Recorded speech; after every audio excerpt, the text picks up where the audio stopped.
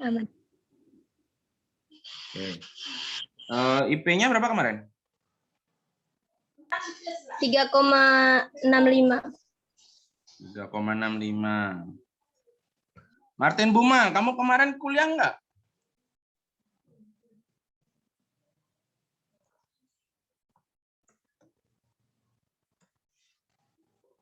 Martin, videomu, apa suaramu tuh di? Oke, Pak. Semester kemarin, gimana kuliahnya? Ya, aman, Pak. Aman. IP-nya berapa? 3, Pak. Hah? 2, Pak. 2, berapa? 2,58, Pak. Oke, ada yang dapat kemarin dari sini, ada yang dapat nggak kuliahnya? Yang lainnya juga? Tidak dapat. Oke.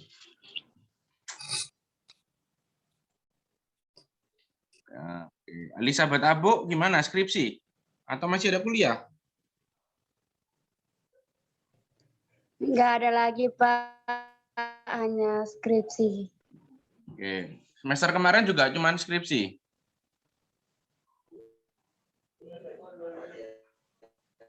Iya, Elizabeth Abu. Semester kemarin masih skripsi juga?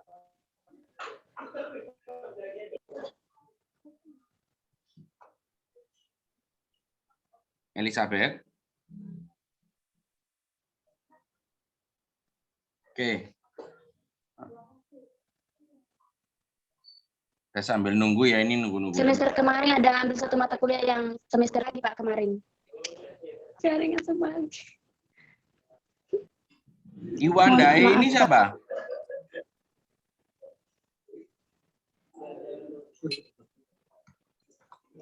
Tidak kan.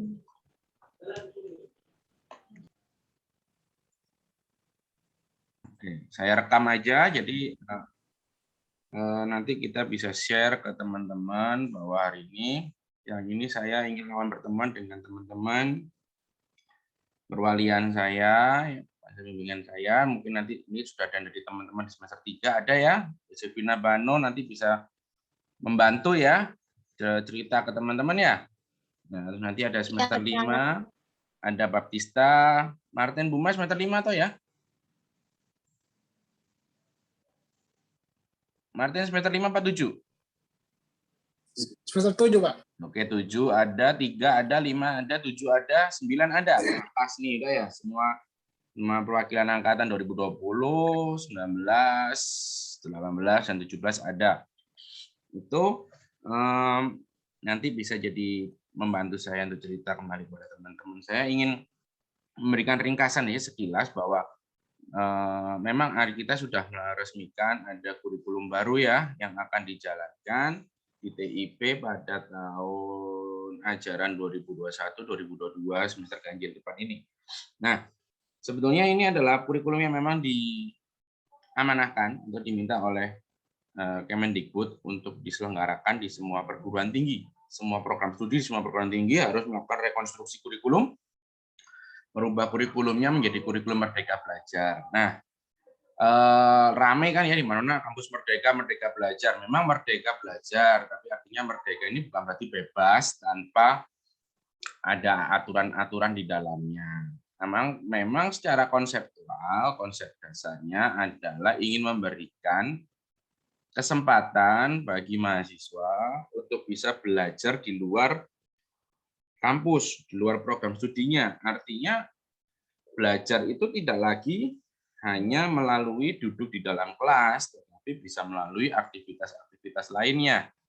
Ya, Anda boleh mengklaim sudah lulus mata kuliah sebuah mata kuliah dengan cara melakukan aktivitas-aktivitas di luar kampus, selama aktivitas itu memang cocok dengan mata kuliah tersebut. Contoh nih, Anda punya kesempatan magang. Pak, saya ini loh magang kerja. 6 bulan ini magang kerja, rencananya akan magang kerja di pabrik pengolahan ikan sarden. Ya kan? Nah, pabrik pengolahan ikan sarden ini sebetulnya relevan atau cocok dengan materi yang mungkin Anda dari mata kuliah agroindustri perikanan, ya. Terus nanti di sana karena pabriknya besar, di sana ada tentang K3 ya atau yang lainnya. Nah, ada pengelolaan limbahnya, ya. Nah, ini kalau memang bisa diakui atau bisa disetarakan dengan mata kuliah yang ada di TIP, di kurikulum baru, maka Anda nggak perlu kuliah, nanti mata kuliah itu nggak perlu. Karena nanti jadi dengan magang tadi Anda langsung bisa kegiatan magang tadi, selama nanti kita dalam evaluasinya, loh, ternyata memang cocok. Nah, ini sudah paham tentang berbagai hal yang terkait dengan mata kuliah tadi dengan cara magang, maka bisa diberi pengakuan nilainya. Itu jadi secara umum seperti itu ya. Nah, ini mungkin nanti yang akan bisa mengikuti penerapan ini secara penuh adalah mahasiswa dari 2020 ya, karena memang masih karena kesempatannya untuk kuliah di luar prodi ini adalah setelah semester 5. Kenapa kok setelah semester 5? Setelah semester 5 di susunan kurikulum yang baru. Ya, jadi selama semester 1 sampai 5 Anda tetap wajib kuliahnya ngikut di dalam kelas. Ya, artinya kelasnya meskipun kelas online ataupun apa, tapi dalam kelas. Kenapa? Karena itu adalah mata kuliah wajib.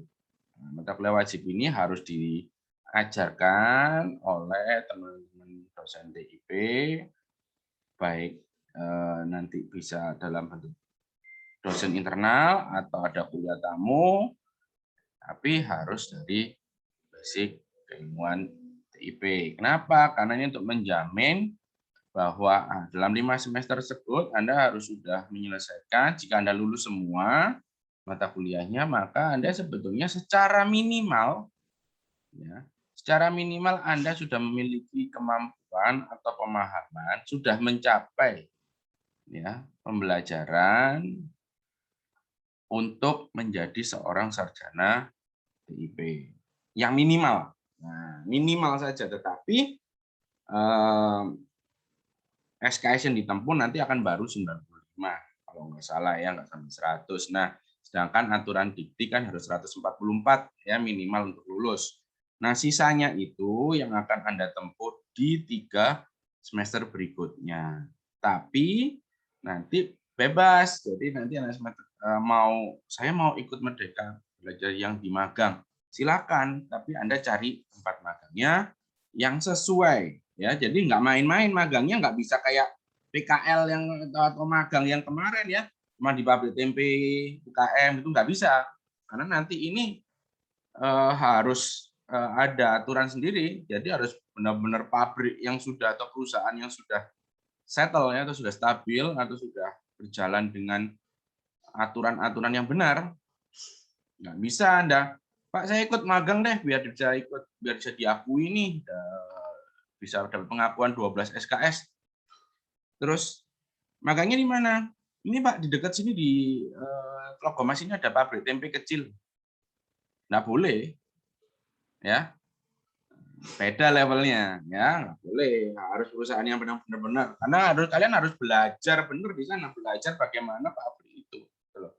Ya nanti kita cek bahwa memang bisa. Ya jadi itu perbedaannya ya. Nggak bisa disamakan dengan yang mungkin yang kemarin yang magang-magang nih, yang Baptisa Martin Bumak udah pernah magang, Elizabeth Abu dulu kan magangnya ya di UKM-UKM kecil gitu ya. Nah kalau magangnya Merdeka Belajar ini nggak bisa seperti itu, harus di benar-benar tempat yang tepat ya.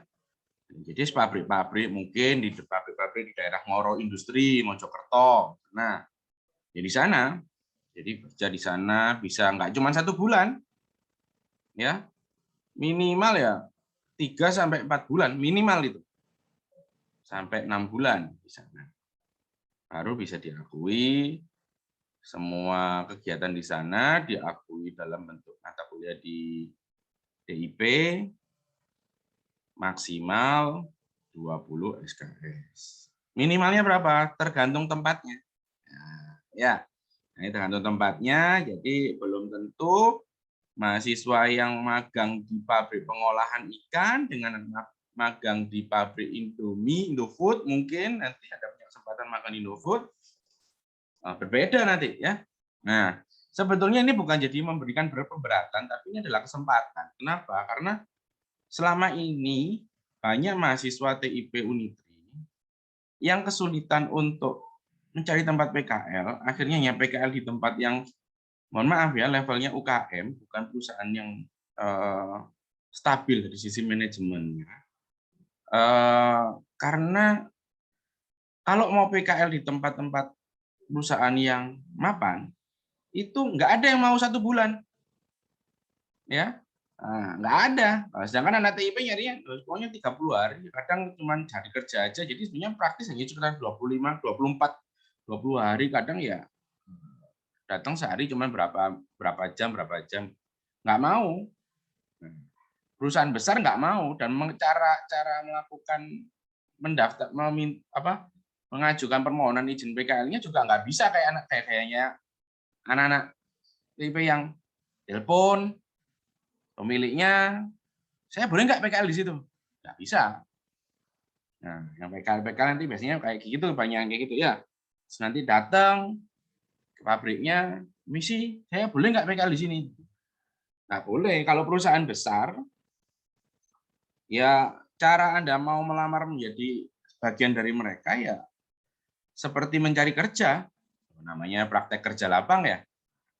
Jadi ya bikin surat resmi, lamaran, dikirim ke HRD-nya, lalu mereka akan mempertimbangkan, dipanggil, apakah bisa diterima atau tidak, ya. Nah, itu caranya seperti itu. Nah, tapi banyak yang mahasiswa kita tidak melakukan hal tersebut, ya. Nanti ujung-ujungnya kalau sudah mepet Pak waktunya, udah mau habis liburannya, nggak bisa PKL nanti. Nah, gitu ya. Alasannya selalu seperti itu, padahal juga ada yang bisa. Bimbingan saya dulu ada bisa. Dia awal semester sudah bikin surat ke PT Sosro, nunggu 2-3 bulan dapat jawaban. Nah, setelah itu dia bisa PKL di sana. Pabrik besar. Bisa. Tapi banyak yang tidak bersedia. Mahasiswa kita itu ngikut kata kakak soalnya ya, bukan mencari yang bagaimana yang benar, tapi ngikutnya kata kakak ya. Kalau kata kakak udah kamu telepon, udah kamu kesini aja PKL di tempat saya dulu PKL, datang sana boleh nggak PKL. Jadi akhirnya cuma di situ-situ aja ya. Mohon maaf tapi adik-adiknya ini sebetulnya punya kesempatan lebih, tapi hanya karena kata kakak. Nah, akhirnya cuma di situ. Padahal kalian harusnya punya kesempatan bisa lebih dari kakak. Ya, jangan cuma dengar kata kakak, tapi saya pengen lebih dari kakak. Harusnya seperti itu ya semangatnya ya. Itu yang saya ingin ya di sini ada kesempatan ini kita bisa lebih sampaikan itu. Oke, jadi kurang lebih seperti itu nanti tempat-tempatnya. Nah, dengan itu kan selama ini bersama-sama itu nggak mau soalnya kalau 1 bulan ya, mereka mintanya minimal 3 bulan. Nah, model PKL-nya atau magangnya di sana itu mereka akan berikan suatu kayak proyek ya, proyek kecil. Jadi kalian akan diberikan tugas yang harus diselesaikan dalam waktu tertentu oleh mereka. Nah, ini butuh waktu. Nah, tapi karena mahasiswa mintanya 1 bulan hanya dalam waktu liburan itu 1 bulan karena nanti waktu kuliah tetap harus kuliah jam. Nah, akhirnya kegiatan Merdeka Belajar ini sebetulnya cukup membantu ya. Mahasiswa nggak perlu kuliah di kampus, tetapi kuliah kerja magang di pabrik, tapi Anda tetap dapat pengakuan SKS. Jadi nggak akan molor. Nah, takutnya kan kalau di pabrik kelamaan nggak bisa kuliah, nanti waktu studinya jadi molor. Nah, itu nggak terjadi lagi. Apakah cuma magang saja, Pak? Enggak. Anda bisa memilih kegiatan yang lain, kewirausahaan. Nah, ini sebenarnya kalau ini jadi tempat jadi saya melihat cocok ya. Banyak mahasiswa kita yang mungkin kirimannya telat dan lain-lain ya. maka mereka berusaha untuk melakukan sebuah usaha. Jualan, membuat produk, dan lain-lain. Nah, kalau Anda menekuni wirausaha itu, dan bisa ditunjukkan dalam beberapa dokumen-dokumen kewirausahaan, seperti ada bisnis plan-nya, Anda bisa bikin bisnis plan, bisa dilihat wujud usahanya, ada pembukuannya, omsetnya bisa mencapai, ada omset yang diharapkan, itu nanti bisa dikonversi ke mata kuliah juga. Pak, saya nggak punya wirausaha. Saya tuh sebetulnya mau kuliah, tapi saya punya keinginan membantu desa saya. Saya punya proyek independen untuk memajukan desa saya. Apa? Saya ingin membangun sebuah usaha desa yang kayak gini. Saya diminta membantu sana. Oke. Tapi waktu saya jadi habis di desa, Pak. Nggak bisa kuliah. Gimana nih? Nah, boleh. Bantulah desa Anda dengan membentuk sebuah badan usaha milik desa, atau bagaimana Anda menjadi perintisnya, membuatnya berjalan dan bisa memberikan efek yang positif bagi desa, ya, dan memiliki dampak terhadap kemanusiaan. Anda bisa ajukan ikut kegiatan proyek kemanusiaan. Nanti kita konversi juga apa yang Anda lakukan di sana, kita konversi ke SKS. Jadi meskipun selama 1 semester itu Anda nggak ada di dalam kampus, nggak kuliah, SKS-nya tetap didapat. Itulah konsep Merdeka Belajar sebetulnya. Ya, nah itu yang diinginkan. Tetapi kita perlu coba lagi. Ada banyak ya. Kemarin ada teman-teman ada yang ikut asistensi mengajar. Nah, ini si Zen Fuadi itu ya, nanti akan semester depan dia nggak akan kuliah mungkin. Atau mungkin kuliahnya sebagian ikut daring, sebagian dia tetap di sana, dia ditempatkan di salah satu SD, dia akan menjalankan asistensi mengajar, dia akan jadi guru di sana, mengajar di sana. Nah, kita cari kegiatan asistensi mengajar itu cocoknya sama apa? Ternyata cocok sama KKN. Maka nanti Zen Fuadi nggak perlu KKN. Cukup dengan ikut asistensi mengajar tadi, kita beri reward nanti nilai KKN. Tapi dia juga melakukan praktek kerja. Oke, nggak perlu PKL. Jadi dia langsung otomatis mendapatkan nilai KKN dan PKL. Itu salah satu contohnya ya. Nah, tapi nanti kan ada macam-macam, nanti mahasiswa terutama yang di semester 23 ya. Karena nanti Anda masih punya kesempatan untuk ke sana. Kalau semester 7 sama 9 kayaknya karena sudah banyak mata kuliah yang diambil ya. Jadi sudah mau selesai kayaknya untuk mengambil Merdeka Belajar ini belum ya. Mungkin sudah ini. Yang penting Anda bisa mencapai target itu segera lulus. Itu yang menjadi titik utama. Nah, jadi untuk 2020 seperti itu. Nah, kurikulum baru ini saya akan coba tampilkan ya.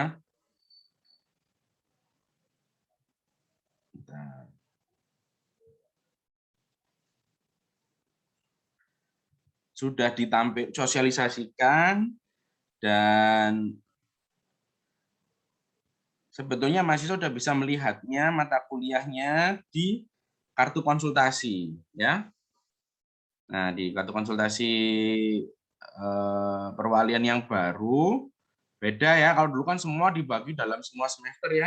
Kali ini kita lihat ada yang sudah beli ya? Sudah, Pak. Oke, yang sudah beli silakan nanti bisa dilihat, kita lihat bersama. Nah, jadi ini kalau Anda lihat ada di bagian atas. Ini adalah mata kuliah wajib yang harus diambil di dalam ini ya. Harus diambil. Nah, tetapi contoh nih semester 1 2 ya. Jadi 3, 4 sama 5 ya. Nah, ini 1, 2, 3, 4, 5 ya. Sama ini semester ada 6, ada 7. Nah, di semester 1 sampai 5 ini yang memang mata kuliahnya wajib harus diambil. Dan tetapi karena efek dari perubahan ini ada beberapa susunan yang berubah ya. Jadi nanti teknisnya saya akan minta teman-teman untuk menggunakan list yang baru. Pindahkan, isikan ini nilainya ya. Mata kuliahnya kalau bahasa Indonesia sudah pernah ambil, ditulis lagi di sini ya, di kartu dari KHS-nya itu ditulis lagi di sini ya. Nah, jadi nanti mungkin ada yang sudah diambil, ada yang masih kosong. Nah, nanti kita bisa ambil di sana ya. Nah, memang kalau kita lihat di sini contohnya mahasiswa semester 3 nih ya. Ini cuma ada 20 SKS ya di sini ya totalnya di semester 3. Nanti pasti ada pertanyaan, Pak, kalau IP-nya di atas 3, kan boleh ambil 24. Ya, IP-nya ada 3, enggak di sini? Yosefina Bano berapa? 3, Pak. 3,37. Oke, terus Maria Gilivana? 3,53, Pak. Nah, pasti akan bertanya nanti nih. Pak, itu kan wajibnya kalau saya ambil semua 20, ya kan? Boleh nggak ngambil 24? Ada keinginan ngambil 24 nggak? Ada, Pak. Oke, ada. Oke. Nah, nanti untuk masalah itu saya akan ada sedikit pencerahan di nanti ya setelah ini ya. Tapi saya jadi katakan dulu di sini. Jadi nanti semester 1 sama 2 diisi ya, masuk semester 3. Semester 5 nanti 1 sampai 4 sampai 5, 4 diisi ya. Nanti dicari mana yang mata kuliah sudah diambil diisikan. Nah, nanti tinggal kita atur mana yang wajib, yang perlu diambil, yang harus dipenuhi ya. Nah, jadi ini penyusunannya seperti ini. Lalu misalkan nih ya mahasiswa semester 5 ini kan ngambil wajib semua nih ya, yang semester 5 Baptista ya, semester 5 ya. Iya, Pak. Nah, ini kan 18 nih cuma ya. Anda mau ambil 24, ambilnya dari mana? Anda bisa ambil dari mata kuliah pilihan di sini. Ambil yang TIB ini ya. Atau ambil mata kuliah semester 7. Tapi kan semester 7 kan nggak ada nih ya. Semua kan mata kuliah MBKM-nya ini. Nah, Anda bisa ambil mata kuliah pilihan untuk memenuhi mata kuliahnya gitu ya. Sebetulnya semester 5 seperti itu. Tapi kalau Anda ternyata Pak, saya pengennya ke MBKM nih. Nanti kita bisa diskusikan, nanti bisa lapor ke Bu Lorin. Tapi harusnya kalau Anda nanti semester 5 selesaikan dulu. Nanti selesaikan dulu sama ngambil sisanya. Nanti baru di semester 6 Anda bisa mulai melihat apakah saya boleh nih, bisa nih masuk ikut kegiatan-kegiatan MBKM. Nah, semester 6 yang sekarang mau semester 5 ini masih bisa nih. Jadi angkatan 2019 sama 2020 ya masih punya kesempatan mulai nyicipi ya. Nah, mata kuliah program-program MBKM ini. Mulai ada kesempatan ya, gitu ya. Bisa mulai dilihat. Seperti itu. Nah, tapi artinya karena perubahan kurikulum ini ada mata kuliah yang hilang. Jadi mata kuliah yang dulu itu ada sekarang bisa dihapus. Lalu kalau mata kuliah itu dulu ada juga yang dulu nggak ada, sekarang jadi ada. Nah, saya akan cerita, ini ada tunjukkan.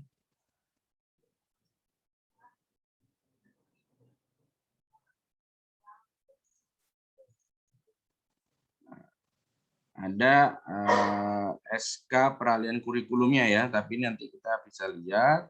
Nah, nanti kita lihatnya setelah Anda mengisikan nilai-nilai tadi, kita tahu mana yang ada dan belum. Nanti Anda bisa lihat mana mata kuliah yang dulu enggak ada. Terus kok sekarang tiba-tiba ada, atau dulu ada, sekarang enggak ada, terus nilainya ditaruh di mana. Kita punya panduannya sudah. Perubahannya seperti apa. Tapi sebetulnya tidak terlalu banyak perubahan ya. Hanya ada yang dulu kayak rancangan percobaan dulu 3 jadi 2. Tapi ya nanti tetap pakai yang 3 kalau misalnya, jadi nggak akan diturunkan ya. Ada mata kuliah yang diubah semesternya. Jadi kalau yang kemarin ngambil produksi bersih, dapat nilai produksi bersih, ternyata sekarang di semester 5 ada produksi bersih. Saya mau ngambil lagi, apa perlu ngambil lagi? Enggak usah kalau sudah pernah ambil, ya. Nah, memang ada perubahan, jadi mungkin nanti akan ada yang jadi cuman yang bisa diambil wajibnya tinggal sedikit, ada juga malah jadi lebih banyak, tergantung perbedaan orangnya beda ya. Nah, ada yang namanya berubah dan ditawarkan di semester yang berbeda, ya. Nah, ini ada yang perubahan juga, dulu dasar pemrograman jadi penerapan komputer. Tapi kalau saya ambilnya dulu dasar pemrograman sudah lulus gimana, Pak? Ya nggak usah ngambil penerapan komputer. Tapi misalkan dulu dasar pemrogramannya ternyata dapat E, ya, atau D, nggak lulus, mau ngulang, maka ngulangnya di mata kuliah yang baru, yaitu penerapan komputer. Seperti itu ya. Nah, ini ada yang bobotnya SKS-nya berubah, dan ditawarkannya juga mata kuliah di yang berbeda. Lalu ada yang paling sebetulnya paling perlu kita, ini ada mata kuliah yang dihilangkan, ini dihilangkan, tapi dulu kayaknya nggak banyak yang ngambil juga ini mata kuliah pilihan. Nah, ini ada mata kuliah baru, ada 4 mata kuliah baru. Nah, ini unik ini. Kenapa kok ada 4 mata kuliah baru dan kaitannya semua ada lingkungan limbah, ya. Jadi di TIP ini ternyata ada satu peminatan atau pilar baru, yaitu pilar lingkungan. Jadi kalau kita berbicara industri itu ternyata nggak hanya ngomong masalah rekayasa, nggak ngomong masalah teknologi atau manajemen saja, tetapi kita juga harus ngomong lingkungan. Karena di sini kita industri itu pasti ada dampaknya, baik langsung maupun tidak terhadap lingkungan. Nah, ini yang harus kita akomodir. Jadi mahasiswa itu harus juga punya minat masalah di lingkungan. Jadi ini untuk peminatan di akhir, bisa nanti jam rujuk juga pada masa penelitiannya skripsi juga, atau namanya peminatan seperti itu maksudnya. Ya, jadi mahasiswa bisa memilih ada ekotoksikologi di semester 6, manajemen risiko lingkungan di semester 6 juga, ada bioteknologi lingkungan dan pengelolaan limbah. Ini mata kuliah baru. Nah, jadi ini bisa jadi pilihan tambahan untuk peminatan, tidak hanya ke rekayasa, teknologi, tapi juga bisa ke lingkungan. Ini ilmu yang baru, nanti kita akan bisa berbanyak diskusi. Ini kalau dulu sih, ini adalah kita pengembangan dari produksi bersih ya. Karena dulu itu produksi bersih itu kan kita hanya berbicara dari sebuah konsep dasarnya untuk membuat produk industri yang lebih bersih, lebih minim limbah, mencegah terjadinya limbah. Tetapi bagaimana secara detailnya, lebih lengkapnya lagi, itu nanti akan dipecah dalam mata kuliah ekotoksikologi, dan nanti tentang bagaimana limbah-limbah berbahaya itu memiliki dampak toksik ya terhadap lingkungan, manusia atau yang lain-lainnya, dan segala detailnya. Ada manajemen risiko lingkungan, ada bioteknologi lingkungan, ya, dan juga pengelolaan limbah. Nah, ini nanti lebih detail lagi ya, mendetail dari yang ada di produksi bersih. Seperti itu. Ini kurang lebih itu untuk masalah kurikulum barunya. Ya, jadi akan ada beberapa penyesuaian ya. Nah, jadi langkah-langkahnya untuk perwalian sekarang ya, tadi sudah saya jelaskan. Maka yang pertama, tolong nanti nilai-nilai Anda yang sudah pernah didapat bisa dimasukkan ke dalam kartu perwalian ya. Nilai yang sudah pernah didapat, kalau saya misalkan untuk mahasiswa yang sudah, Pak, saya sudah lulus semua, ya sudah, biarkan, tidak apa-apa, ditambahkan aja data-datanya, jadi nanti kartu konsultasinya dijebret jadi satu, yang lama sama yang baru ya. Kemarin ada yang nanya, Pak, saya nggak di Malang, saya nggak punya kartu konsultasi, bagaimana caranya? Saya akan bagikan nanti, kirimkan di grup WA PDF-nya. Anda bisa cetak di sana, pakai kertas aja biasa, di print lah ya. Lalu Anda gunakan untuk sementara, ya. Ditulis kalau memang ada di sini. Nah, nanti bisa Anda tunjukkan ke saya saat konsultasi, bisa difoto untuk bisa kita diskusikan, ya. Tetapi secara umum nanti Anda harus melakukan itu, konsultasinya, waktu konsultasi bisa disiapkan kartu-kartunya. Dan sama seperti biasanya, saya akan selalu menganjurkan nanti Anda pilih dulu mata kuliah wajibnya semua. ya, wajib yang ditawarkan di semester Anda yang belum Anda tempuh. Sehingga nanti kita bisa lihat kekurangannya bagaimana, Anda bisa langsung memenuhi, ya. Lalu berikutnya adalah untuk masalah 24 SKS atau berapa SKS, ya. Khusus ini untuk yang semester 3, ya. Semester 3 Anda di tahun pertama semester 1 sama 2 kalau nggak salah mata kuliahnya ada 7 atau 8 ya? 8 mata kuliah ya? Ada 9, Pak. 9 mata kuliah. Nah, 9 mata kuliah, 20 SKS ya bebannya? Ya, Pak. Dari semester 20 SKS. Tadi kan 20 paket nih. Nah, Ya, Pak. biasanya memang bisa mendapatkan nilai cukup baik. Ada keinginan begitu semester 3 langsung ambil 24. Ya. Biasanya akan langsung ambil 24. Saya mau ambil 24.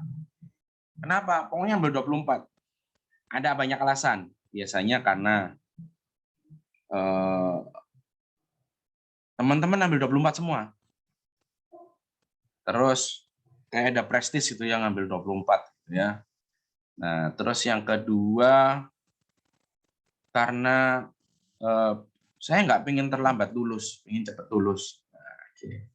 Nah, tapi perlu diingat ketika Anda melakukan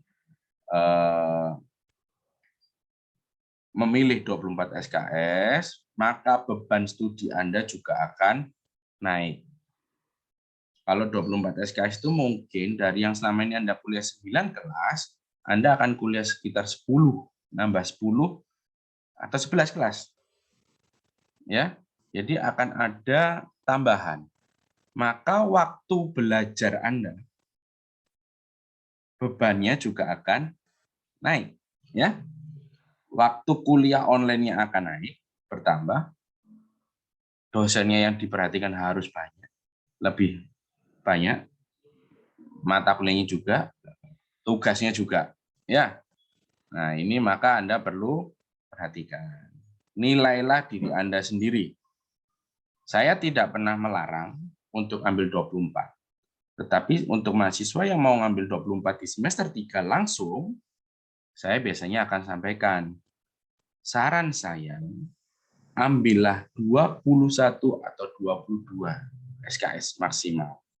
Kenapa? Anda harus bertahap belajar, mencoba mengadaptasi diri dari 9 ke 10 atau ke 11. Ya. Kenapa? Kadang ada mahasiswa yang tidak sanggup langsung dapat banyak, biasanya nilainya di semester 3 akan turun. Ya. Tapi ada juga yang, Pak, saya mau tetap 24. Oke, nggak apa-apa. Silahkan. Tapi saya berikan sebuah tantangan bagi Anda. Silakan ambil 24, tapi jangan sampai IP-nya turun. Nah, IP-nya nggak boleh turun dari semester 2. Saya akan tanya, sanggup nggak bebannya tambah, tapi targetnya tetap nggak boleh turun, harus bisa lebih malah. Saya akan berikan keputusan kembali kepada mahasiswa. Ya. Ada beberapa yang pengalaman saya nggak perlu sebut nama-namanya. Ada yang ketika saya beri tantangan seperti itu, mereka berhasil. Ada banyak. Yang nggak berhasil, ada juga, banyak juga. Ternyata turun. Karena kaget, pasti ada nilainya minimal ada yang turun jadi C. Selama itu sebenarnya nilainya A, B plus A, B plus B.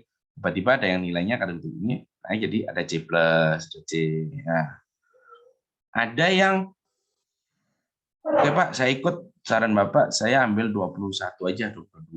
Tapi BK bisa bertahan.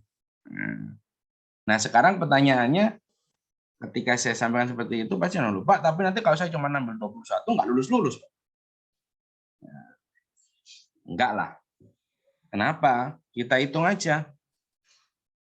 Masa kuliah normal itu adalah 8 semester.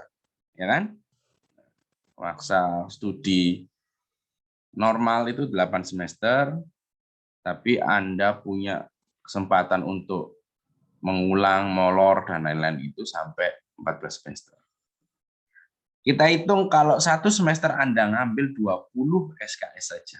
Nggak usah ngoyo-ngoyo ambil 24. Mulai semester 1 sampai semester 7 Anda ambil 20, Anda sudah akan menempuh mengumpulkan 140 SKS. Di semester 8, 1 semester nggak ambil kuliah, ambil skripsi saja 6 SKS.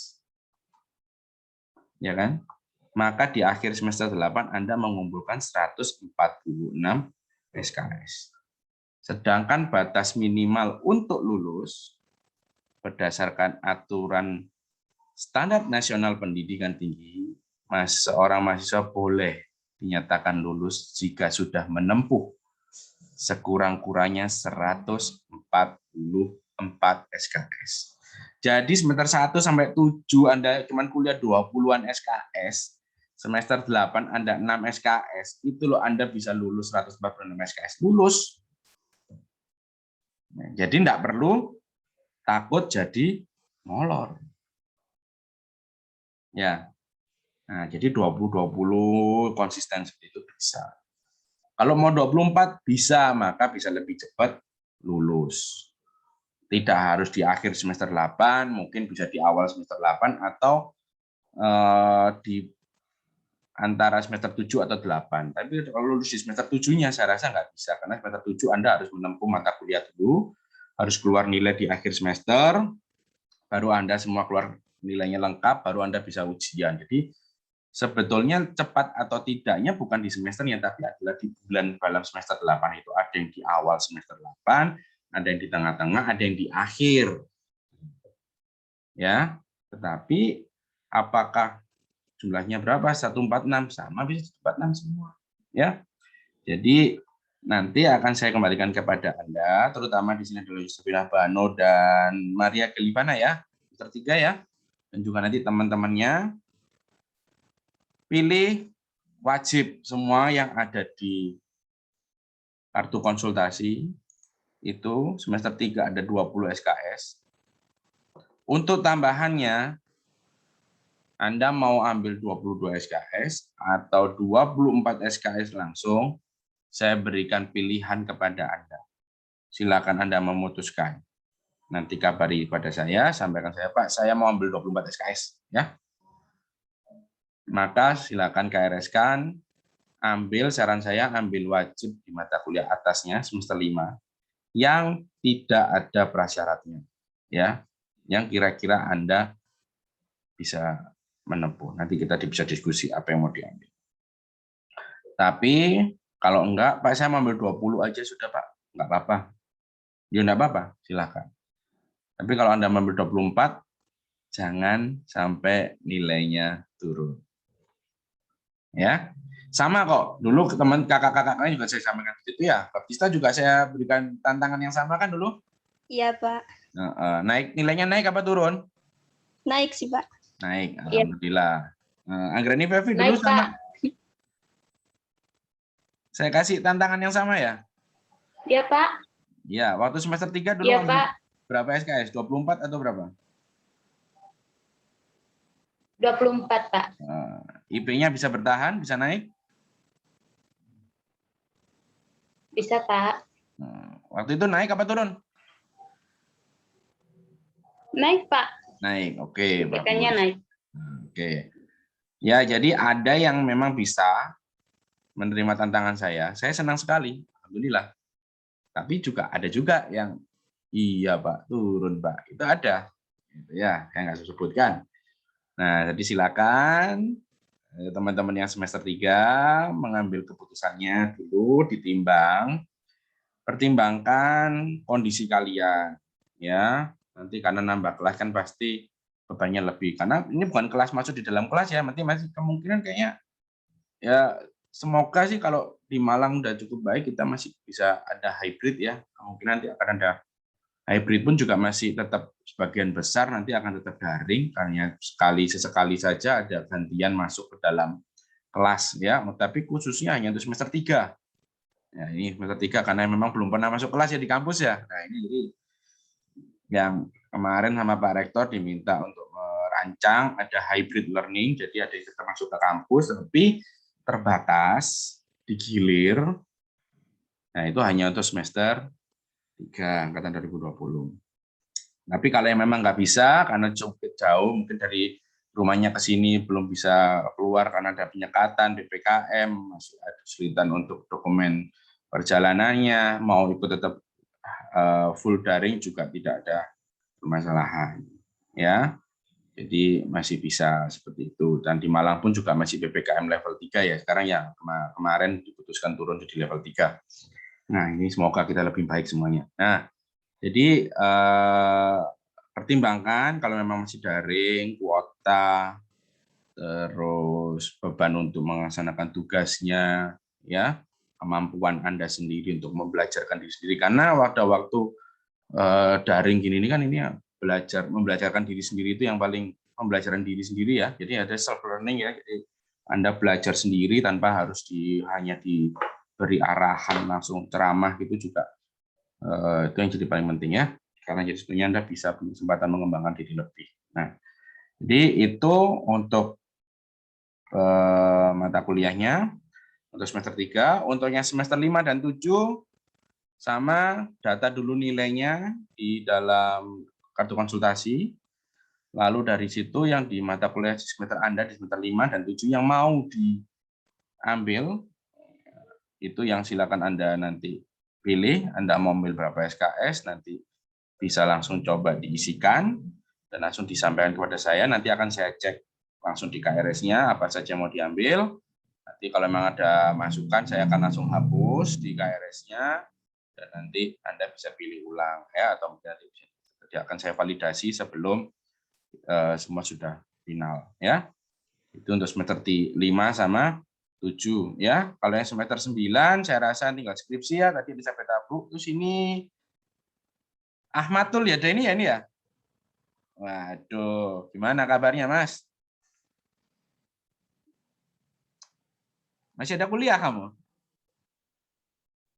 Tolong itu masih di mute itu, kamu nyalakan. Oh, sudah Pak. Ya, masih gimana? Kemarin semester lalu sempat skripsi sama mau ujian karena belum bisa ujian karena belum ujian PKL terpaksa regis ulang lagi kemarin. Jadi program ulang skripsi sama PKL. ujian PKL. Nah, Oke, semoga bisa segera selesai sebelum UTS. Saya harap Anda sebelum UTS sudah bisa ujian skripsi ya. Sudah lulus ya. Biar bisa segera mendapatkan gelar STP ya. Amin. Ya. Oke, Elizabeth Abung juga gitu ya, mau ujian juga? Belum Pak, sementara proposal Pak. Oke, jangan kendor ya, jangan kendor. Pokoknya skripsi harus berjuang, nggak boleh kendor. Martin Buma. Ya baik. Martin Buma, kamu semester depan gimana nilainya 2,6, ambil berapa? 21 ya maksimal ya? Berapa? 18 Iya, ya? Pak. 18 ya?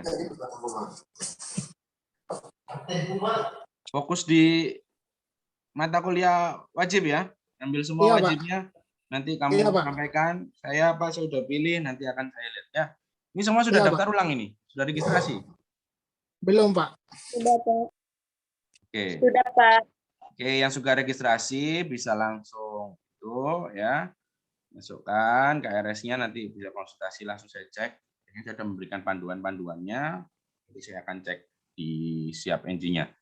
Martin Buma gimana? Rencananya akan tetap lanjut ya atau ada rencana cuti atau bagaimana? Tetap lanjut, Pak. Oke. Jangan sampai terlambat daftar ulang ya. Iya, Pak. Oke. Kapan daftar ulang? Paling besok, Pak. Oke. Selesaikan ya. Nanti segera kabari saya, Pak. Saya sudah daftar ulang, sudah registrasi. Terus kamu pilih mata kuliah wajibnya. Ya, tapi ketika sudah memilih, Anda kabari saya, sembari semuanya kirimkan foto kartu konsultasinya yang sudah isi dengan nilai-nilainya ya. Saya akan Iya, memantau di Pak. sana. Tapi tolong biar yang jelas ya fotonya ya, karena nanti saya ngeceknya kalau di foto itu kadang kayak HP harus gini ya. Tolong diatur lah ya biar bisa kelihatan jelas ya. Oke. Sementara saya belum bisa, meskipun ada yang di Malang, saya belum bisa langsung menemui konsultasi langsung karena saya juga sedang dalam proses kegiatan magang dosen. Saya sedang proses magang juga ya, nggak cuma mahasiswa aja yang magang ya, dosennya juga magang. Saya magang, belajar lagi bagaimana sih tata kelola pendidikan tinggi, belajar lagi alhamdulillah saya dapat kesempatan belajar lagi di IPB ya, di Institut Pertanian Bogor. Nah, jadi ini tapi daring. Nah, daring juga sama. Saya kayak anak sekolah ini jam 8 pagi sudah harus duduk di depan laptop on daring, nggak boleh matiin kameranya sampai jam 10, setengah 11 istirahat, nanti jam 1 lagi on lagi gitu ya sampai jam 4. Nanti malam ada tugasnya. Itu terus seperti itu ya, Senin sampai Sabtu, Minggu masih ada tugas laporan mingguan. Nah, seperti itulah ya.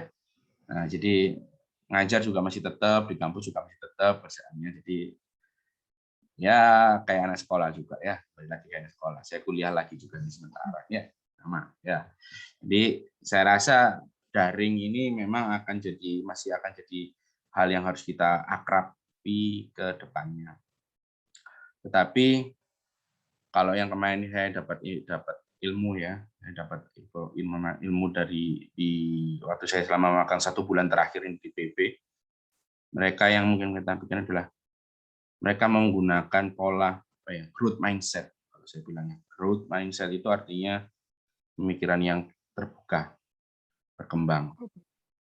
Jadi jangan, kalau kita udah ngomong, waduh saya cuma bisa belajar seperti ini karena daring, itu adalah di fixed mindset. Tapi jadi Anda akan stop di situ. Jadi Anda akan berhenti di situ. Padahal kalau pakai daring, Anda harusnya bisa lebih luas. Anda berpikirnya ada growth mindset. Jadi berkembang, perpikirannya harus berkembang. Wah, kalau pakai daring saya ternyata masih bisa sambil ngapa-ngapain, saya bisa sambil belajar yang lain ya. Ya, saya bisa buka Google belajar yang dari sini, belajarnya lebih banyak. Saya bisa belajar dari sekarang. Saya juga bukan pembuat TikTok ya, saya nggak membuat konten TikTok, tetapi saya mendapatkan informasi bahwa ternyata ada banyak peneliti atau orang-orang di luar sana yang membuat konten-konten yang kaitannya dengan pendidikan, dengan masalah teknologi pangan, dengan pembuatan pabrik, mesin pabrik, itu semua juga banyak. YouTube juga seperti itu. Nah, artinya jalur kita belajar itu sekarang semakin luas. Kalau Anda malah kuliah di kelas, Anda akan mungkin ketemu sama dosen yang, loh, kalau omongan saya A ya harus A. Ya kan? Kalau saya ngomongnya definisinya seperti ini di PowerPoint saya, ya harus seperti itu. Ada yang seperti itu kan? Ada nggak? Ahmadul, ya ada ini? Ada. Nah, oke. Saya juga sebagai dosen melihat seperti itu juga terus harus belajar juga. Artinya kami harus berkembang dan ternyata memang itu termasuk kayak dari kementerian pun meminta dari workshop kurikulum dan lain-lain, memang kita harus membuktikan bahwa kuliah itu tidak lagi ceramah. Jadi malah sebetulnya Dikti pun meminta kuliah ceramah itu hanya 20%. Sisanya mahasiswa belajar mandiri berdasarkan studi kasus atau mereka punya proyek yang mau dikerjakan. Nah, pertanyaan saya, kalian siap? Siap atau tidak? Ketika Anda cuma belajarnya berdasarkan, ini saya kasih kasus, selesaikan, nggak tahu caranya gimana, Anda cari jawabannya, balik ke saya dengan solusi. Kira-kira nanti kalau kuliahnya seperti itu, Baptista, siap nggak? Belum siap, Pak. Kenapa kok belum siap?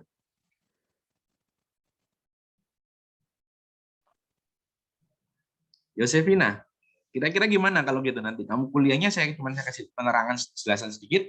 Oke dah, ini ada soal, ada tugas. Tugasnya adalah ada kasus seperti ini. Ya. Misalkan saya cerita tentang teori menggoreng. Menggoreng itu ada yang tumis pakai minyak sedikit, ada yang deep frying, dimasukkan ke dalam minyaknya banyak, gitu ya. Terus, nah ini ada kasus nih, orang pengen goreng ayam crispy, terus tapi nggak bisa crispy kayak yang di orang jual yang lainnya. Nah, tempatnya seperti ini, nanti saya kasih foto tempatnya. Lalu saya tanya, silakan distudi, dicek kenapa, alasannya apa dan apa solusinya. Kira-kira kalau belajarnya seperti itu gimana? Belum siap, Pak. Belum siap. Tapi dikti meminta kita dan meminta mahasiswa harus seperti itu.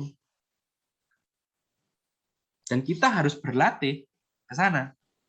Iya, Pak. Kira-kira kenapa kok seperti itu? Kenapa kok harus malah di situ? Kenapa kok disuruhnya seperti itu? Kenapa kok nggak kayak kemarin yang diajarin seperti ini, seperti ini? Kenapa? Ada yang tahu nggak kenapa kira-kira? Alasan aja, nggak apa, nyambungin. Kira-kira kenapa kok? Kenapa sih kita harus belajarnya seperti itu, Pak? Menurut kalian kenapa? Anggra ini ada komentar? Asal jawab aja nggak apa-apa kok, santai kok. Bukan kuliah nih, nggak ada nilainya kok. Ini kita ngobrol aja. Anu Pak, keterampilan siswa paling. Keterampilan apa? Keterampilan siswanya sendiri mungkin. Ketika apa? Mungkin materinya dapat, tapi kalau nggak bisa dipraktekin kok kayak tantangannya kurang. Gitu. Tantangannya kurang. Oke. Sebetulnya pandangannya adalah seperti ini. Pandangannya adalah dunia kerja. Ya. Banyak sekali sarjana ketika kerja diberi satu masalah nggak bisa menyelesaikan. Sarjana padahal. Ya. Dan jawabannya adalah seperti ini. Loh, ajarin dulu dong. Biar saya bisa menyelesaikan pekerjaan saya. Nah, seperti itu, ya kan? Bosnya jawab, aku bayar kamu untuk menyelesaikan tugasmu. Tugasmu itu adalah masalah saya. Saya punya uang. Saya punya pekerjaan. Saya nggak bisa ngerjain sendiri. Buat apa saya bayar kamu kalau saya bisa ngerjain sendiri, ya kan? Tapi saya punya uang. Saya bayar kamu untuk menyelesaikan pekerjaan itu. Kok nanya saya? Ilustrasinya gitu. Ya. Kalau kerja nanti kamu akan ketemu kondisi seperti itu. Nah, kalau kamu nggak belajar menyelesaikan masalah, nggak belajar problem solving, nggak belajar beradaptasi, kira-kira nanti meskipun kamu punya gelar sarjana, waktu kerja bisa cepat naik jabatan nggak? Atau kerjanya cuma kerja yang disuruh-suruh? Hah? Ya, kalau saya berharap mahasiswa saya jadi levelnya manajer nih, ya minimal manajer. Nantinya manajer bukan sebagai pesuruh, ya kan? Harapannya saya seperti itu. Dan memang level S1 harusnya di level situ. Maka harus punya kemampuan menyelesaikan masalah. Ya itulah kuliahnya belajarnya seperti itu. Masalahnya dalam perkuliahan masih belum Bertemu, rewardnya apa? Lulus dan nilai. Punishment-nya apa? Nilainya jelek kalau nggak selesai, ya, atau nggak lulus. Udah, aman. Tapi kalau kerja, kamu dikasih masalah, nggak bisa selesai, punishment-nya apa? Hukumannya? Dikeluarin, pecat. Pecat. Potong gaji, pecat, ayo. Ya, kayak. Ya kan? Ya. Loh, itu fakta yang ada kan? Nah, itu yang kita harus siapkan. Oke, kita belajar. Jadi memang saya ingin menyampaikan dalam hal ini, tolong mahasiswa, saya tahu itu berat memang. Berat belajar sendiri. Tapi Anda punya Google, Anda punya YouTube, Anda punya TikTok, Anda punya Twitter, Anda punya Instagram. Di semua platform media itu ada orang-orang yang memang punya kemauan dan mereka jadi konten creator untuk menyampaikan informasi-informasi yang terkait dengan pembelajaran. Tentang industri, tentang alat-alat, ada semua. Tinggal Anda carinya, mau cari atau enggak. Jangan-jangan yang dicari yang sobat ambiar kayak gitu, yang dimulai kayak gitu-gitu ya. Nah, jadi ya nggak apa-apa, itu untuk refresh nggak apa-apa. Saya juga punya Instagram, saya untuk lakukan itu untuk refreshing, memang dan cari-cari. Tetapi ternyata dari YouTube dan Instagram saya juga bisa temukan banyak hal untuk mengajar. Artinya Anda juga bisa temukan banyak hal untuk belajar juga kan. Nah, itulah. Jadi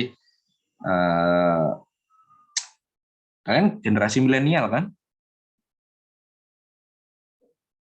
Iya. Yosefina? Bagaimana Pak? Maaf Kal- Pak. Oh ya. Kalian generasi milenial kan? Iya. Anggreni Fevi. Kalian kan masuk generasi milenial kan ya semua? Halo? Ahmad tuh? Dengar Pak, saya dengar Pak. Ya. Kedengaran jelas. Ya, kamu generasi milenial atau bukan? Bukan kalau saya kayaknya. Masa? Kalau dari Oh, segi iya. tahun lahir sebetulnya kalian ini sudah masuk generasi milenial. Oh, iya. Iya. Kalau saya bukan, saya masuk baby boomer. Nah, Oh, itu Anda harus lihat bahwa kalau generasi milenial Anda harusnya juga sudah ini ikutin itu ya. Jadi belajar dari mana saja dan ya. Oke, jadi itu ya sekilas aja bahwa memang kita nggak boleh menyerah pada keadaan harus daring dan lain-lain. Kita harus adaptif. Ya. Salah satu ciri makhluk hidup itu kan kemampuan beradaptasi. Ya kan? Ya. Waktu kita di sekolah biologi dulu kan ada ciri-ciri makhluk hidup mampu beradaptasi, ya kan? Ya. Maka kalau Anda mau dinyatakan sebagai manusia yang hidup, harusnya beradaptasi, termasuk dari cara belajar. Ya, saya rasa itu. Semoga di semester berikutnya, meskipun masih dengan cara daring, kita bisa lebih tetap semangat. Ya, saya yakin semuanya bisa. Jangan ada kata-kata kayak, Bapak kan nyontoh yang di tempat lain, di kampus UB, di ini gede-gede. Enggak, kalian sama semua. Semua bisa. Cuma mau apa enggak. Ya, mau enggaknya kan tergantung kalian. Ya, mau atau enggak. Oke. Tidak perlu dijawab ke saya, mau atau enggak. Cukup buktikan kalau mau, belajar, adaptasi, selesaikan masalah itu. Ya, kalau tidak, ya itu pilihan Anda. Oke, ada pertanyaan kira-kira untuk perwalian kita hari ini, atau ketemuan kita hari ini? Ada? Iya Pak, saya mau bertanya Pak. Ya, silakan. Iya Pak, kan di semester pertama saya tidak lulus di mata kuliah kimia. Jadi Pak, di semester 3 ini apakah bisa diambil mata kuliahnya?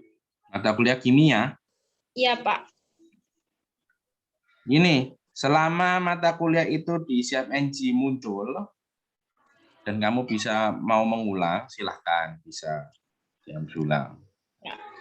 Nah, berarti nanti kamu ambil yang 18, yang 20 itu wajib. Itu wajibnya dulu diambil, Mbak ya. Yang 20 wajib diambil dulu, yang baru. Nah, nanti baru sisanya kalau memang kamu bisa ambil 24, sisanya kamu ambil untuk bisa mengulang atau ambil yang baru lainnya. Ya. Ya baik. Terima Ya. kasih. Kimianya dapat apa kemarin? Di Pak, pengaruh jaringan juga kami di kampung Pak. Saya ikut terus perkuliahannya, masalahnya masih di kampung pas bencana Pak. Oh iya. Ya mungkin nanti bisa lain waktu kalau memang ada hal-hal yang bermasalah seperti itu bisa dikonsultasikan dengan lebih baik kepada dosennya ya agar bisa mendapatkan kebijakan ya gitu ya. Iya baik Pak, terima Oke, kasih Pak. semoga tidak ada permasalahan lagi ya ke depan, semoga semua aman-aman, semoga tidak ada bencana, semoga tidak ada hal-hal yang menghambat perkuliahan kita ya. Iya Pak. Oke. Ada lagi mau bertanya, Maria Kelivana? Tidak ada, Pak. Oke, kamu di daerah mana nih? Di Flores, Pak. Flores, oke. Nanti kalau ada teman-teman angkatan 2020 yang hari ini belum bergabung, nanti tolong bisa diberi informasi ya. Insya Allah nanti apa yang hari ini sudah saya rekam, jadi nanti saya akan unggah ke YouTube juga. Mungkin nanti teman-teman bisa mendengarkan ya. Seperti itu ya. Nanti kalau udah buka YouTube saya, dibuka, jangan lupa di like and subscribe ya. Apa channelnya, Pak? Carilah nanti Pramono Sasongko ya. Nanti channelnya dicari ada itu nanti ya. Saya juga mau jadi konten kreator, mau jadi YouTuber juga. Kuliahnya ditaruh di YouTube, enak kan? Nah, kita ngobrolnya, kuliahnya pakai podcast gitulah. Saya mau buat kuliah podcast habis ini ya.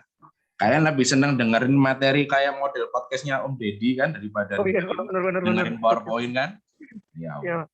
Ya, saya mau mencoba membuat kuliah pakai podcast ya. Kalau Ahmadul ya ini mau jadi yang ngundang podcast kita diskusi saya narasumber untuk kuliah juga boleh. Ya, jadi ya kita berkembang lah. Saya juga belajar terus. Saya belajar terus dengan kondisi seperti ini bagaimana bisa ya berinteraksi semua itu. Nggak bisa lah kita kalau udahlah nanti sementara gini dulu, udah nanti baru semester depan semoga kita ketemu lagi gitu. Melihat kondisinya kayaknya itu adalah hal yang masih belum nampak ya kejelasannya seperti itu ya. Jadi harus beradaptasi. Oh ya satu lagi, sudah vaksin semua? Sudah Pak, vaksin pertama sudah Pak, tinggal vaksin kedua. Oke. Yang di Malang, tolong coba tanya ke Pak Warter pendataannya. Kalau nggak salah kemarin katanya ada pendataan, nggak tahu sudah diumumkan atau belum. Ada pendataan untuk yang belum dapat vaksin. Coba tanya ya. Masih ada atau tidak ya tanya ya. Coba tanya Pak Warter. Kalau yang di kampung, coba ya segera cari vaksin ya, kalau bisa ya. Kalau bisa segera cari vaksinasi untuk memberi, kita namanya usaha ya. Memang vaksin itu memang masih pro dan kontra. Tapi itu juga ada di channel YouTube saya, sudah bikin podcast tentang vaksin di awal-awal, nah nanti bisa didengerin ya di sana. Tapi intinya tidak perlu takut sama vaksin. Jangan takut sama vaksin, banyak beredar hoax dan lain-lain, berita-berita yang memang orang-orang kontra dengan vaksin, tetapi prinsipnya adalah kita usaha ya, kita ikhtiar, kita usaha, dan untuk dosen-dosen di Unitri, sebagian besar sudah divaksinasi sampai yang ke dosis kedua, tanggal 26 kemarin sudah saya dapat yang dosis yang kedua. Alhamdulillah di dosis kedua nggak ada masalah apa-apa, nggak ada demam, nggak ada sakit. Dosis pertama pakai AstraZeneca, saya pakai juga cukup ada demam, ada sakit di badan, tapi yang di kedua hampir 95% yang menerima dosis kedua tidak ada keluhan apa-apa.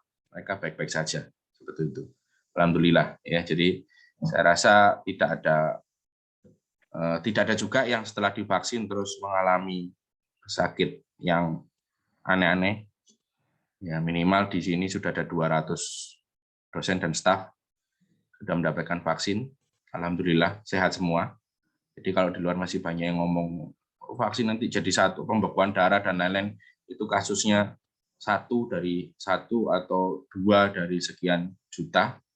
Ya, jadi memang tiap orang kan punya kondisi tubuh yang berbeda-beda. Jadi saya rasa kembali lagi, ayo vaksin bagi yang belum, ya.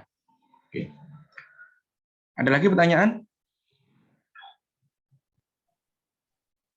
Oke, kalau nggak ada, saya akan cukupkan pertemuan kita hari ini. Saya nanti bisa langsung dilanjutkan dengan diskusi di WA, di grup WA juga bisa.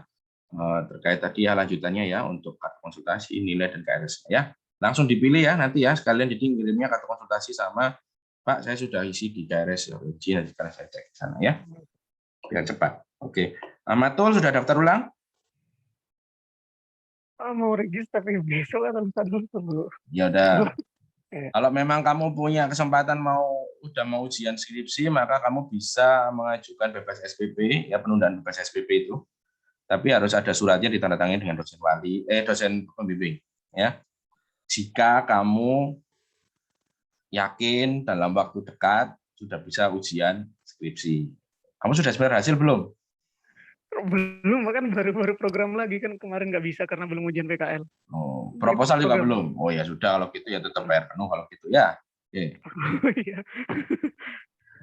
Ya udah gitu. Oke, kalau nggak ada lagi saya akhiri ya. Terima kasih sekali atas kesempatannya. Terima kasih sudah menyempatkan hadir bertemu dengan saya. Saya senang sekali bisa bertemu dengan kalian. Semoga kita bisa bertemu secara langsung di waktu ke depan. Sehat selalu, salam sehat selalu, salam buat semua keluarga. Tetap jaga diri. Jangan lupa protokol kesehatannya ya. Tetap diketatkan ya. Oke, terima kasih dan selamat siang. Siang, Pak.